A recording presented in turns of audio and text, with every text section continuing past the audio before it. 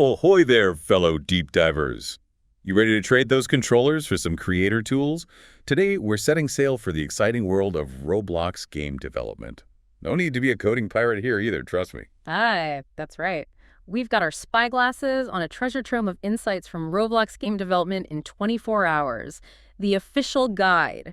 We're going to break down the basics, show you why this is way more than just child's play, and even give you a taste of the coding magic that makes it all happen. Our mission: to prove that you don't need a fancy ship or years of experience to chart your course in the Roblox metaverse. You know what fascinates me about Roblox? It's the remarkably low barrier to entry. You can forget about complex coding languages or pricey software.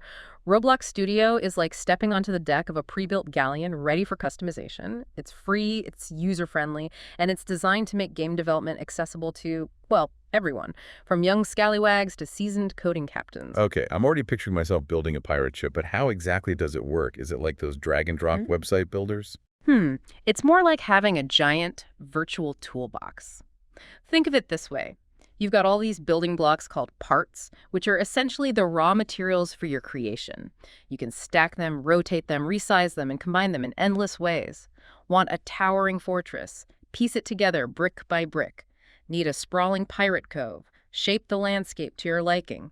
The possibilities are as vast as the seven seas. I'm getting serious Lego vibes here, but how do we make these creations actually do something? Is that where the coding comes in? You got it. That's where Lua enters the scene. Lua is a scripting language that powers the interactive elements of your game. It's known for being relatively simple to learn, kind of like learning pirate slang compared to a whole new language. With Lua, you can add actions, reactions, and logic to your game, make treasure chests burst open with gold, program NPCs to interact with players, or even create complex systems that govern your game world. So it's not just about building a pretty ship. It's about making it sail, fire cannons, and maybe even pull off a daring escape from a kraken. But let's drop anchor for a sec. Why should someone even bother learning Roblox game development? Is it just for kids dreaming of becoming the next game tycoon? Not at all. While some savvy developers have indeed made a tidy profit selling virtual items and experiences, the real treasure lies in the skills you gain along the way. Think problem solving, creativity, and even a bit of computational thinking, all wrapped up in a fun and engaging package.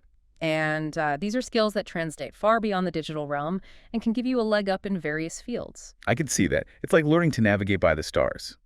Sure, you might not need it for everyday life, but that sense of direction and resourcefulness can come in handy anywhere. Exactly. And let's not forget the massive community aspect. Roblox boasts millions of developers worldwide, all eager to share their knowledge, collaborate on projects, and offer a helping hand.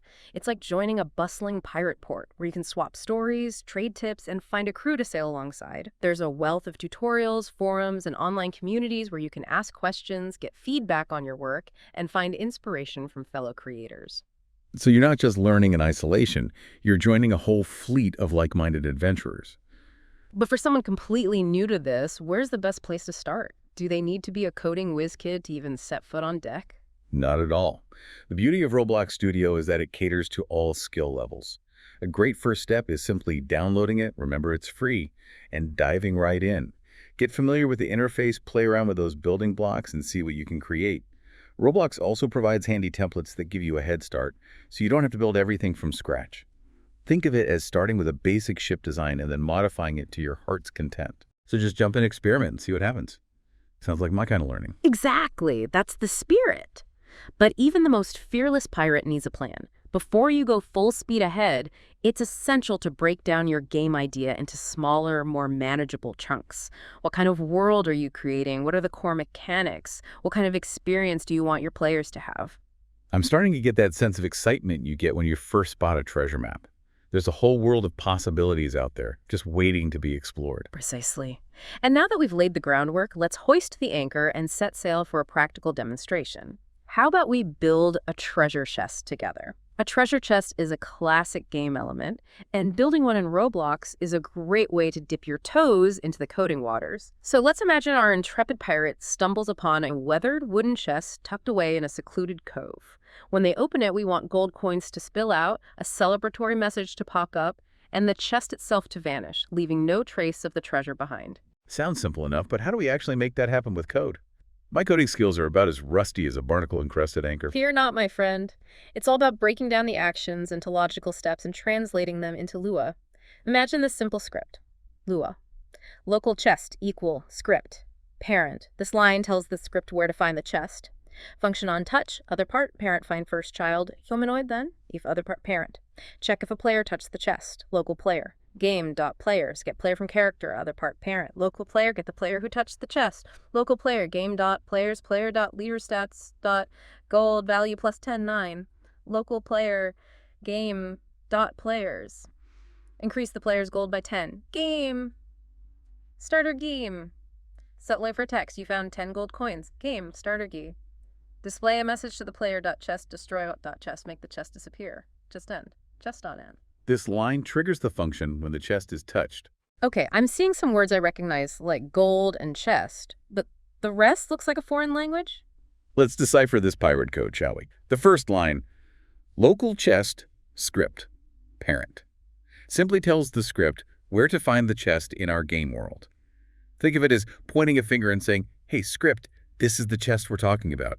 So we're basically introducing the chest to the script, like script meet chest meet script. Exactly. Then we have this function on touch other part bit. This is where the magic happens. A function is like a mini program within our script. It defines a set of actions that will occur when a specific event happens. In this case, the event is touched.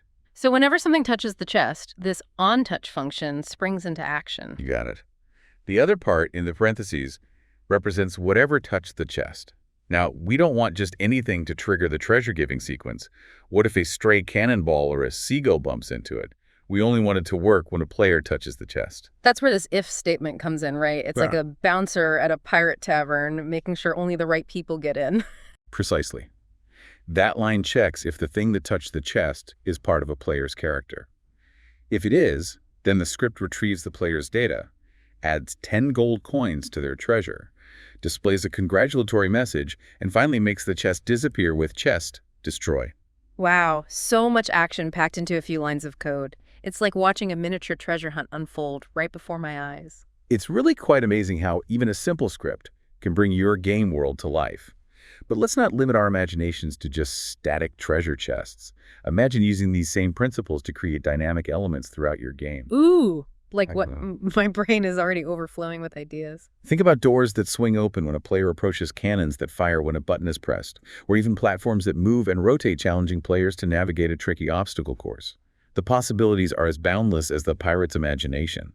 I'm starting to see how Lua isn't just about writing code. It's about thinking logically and creatively to bring your game world to life. But let's not get ahead of ourselves.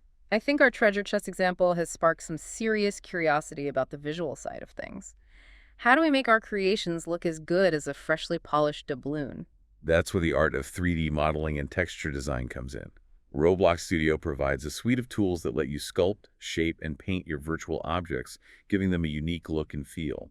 Think of it as transforming a rough-hewn wooden chest into a gleaming treasure chest, adorned with intricate carvings and shimmering gold accents. Ooh, so it's not just about placing pre-made blocks. We can actually get in there and create our own custom models and textures. Absolutely. You can import 3D models created in external software or use Roblox Studio's built-in tools to sculpt your own creations from scratch. And with a vast library of textures and materials, you can make your objects look like they're made of wood, metal, fabric, or anything you can imagine. My mind is reeling with possibilities. I'm already picturing a pirate ship with weathered sails, a barnacle-encrusted hull, and a treasure map that looks like it's been passed down through generations. It's all about bringing your unique vision to life. And remember, the beauty of Roblox is that you don't have to be a master artist to create visually appealing games. There are tons of resources available, including tutorials, asset packs, and even a marketplace where you can find pre-made models and textures created by talented members of the community. It's like having a whole crew of artists and designers at your disposal ready to help you outfit your virtual ship. Exactly. But creating a visually stunning game is more than just about individual objects. It's also about how those objects interact with each other and with the surrounding environment. That's where lighting and visual effects come into play. Ooh, like dramatic spotlights illuminating a treasure chest or fog rolling in to create a spooky atmosphere. Precisely.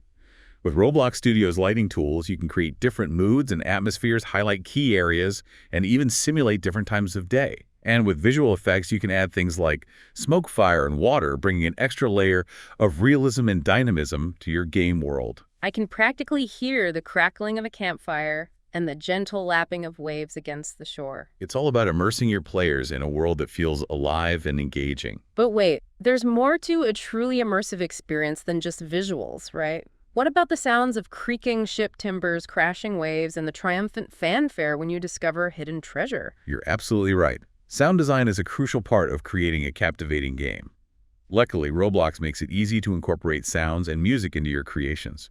You can import audio files, place them within your game world, and control how they play, whether they loop continuously play on a trigger or even change volume based on a player's location. So I could find some royalty-free pirate music online, upload it to Roblox, and instantly create a swashbuckling soundtrack. Precisely. And you don't need to be a sound engineer to achieve impressive results. Roblox's audio tools are intuitive and easy to use, allowing you to experiment and create a unique sonic landscape for your game. I can already imagine the satisfying clunk sound as our treasure chest opens, followed by a triumphant fanfare. It's like adding another layer of depth to the player's experience. Exactly. Sound can evoke emotions, heighten tension, and make your game world feel more alive. We've built our treasure chest, decked it out with cool visuals, and even added some immersive sounds. But something's missing, movement. How do we make our characters move like seasoned pirates, swinging swords, climbing ropes, and sailing the high seas? That's where the magic of animation comes in. Remember those humanoids we talked about earlier? Well, they come equipped with a virtual skeleton that allows us to bring them to life through animation. Roblox Studio features a powerful animation editor that lets you manipulate character rigs, define poses, and create custom movements. So we're talking about more than just pre-programmed walk cycles and jumps. We can create unique animations like sword fights, dance moves, or even a character sipping a virtual cup of grog. You got it. You can create specific poses, keyframes, and even add events that trigger certain actions within your animations. For example, you could have an animation where a character swings their sword, and at a specific point in the swing, an event triggers that deals damage to an enemy. Events. So we're not just animating for show, we're connecting those animations to the actual gameplay. Precisely. It's all about creating those seamless connections between animation and game mechanics. And with the animation editor, you can preview your work in real time so you can fine-tune movements and timings to get that perfect pirate swagger. It's like choreographing a virtual pirate ballet. But I'm realizing there's a lot more to creating a fully immersive game than I initially thought. It's like building a ship brick by brick, plank by plank, and then making sure every detail from the sails to the sound of the cannons works in perfect harmony. You're getting it, and we've only just begun to scratch the surface of what's possible in Roblox.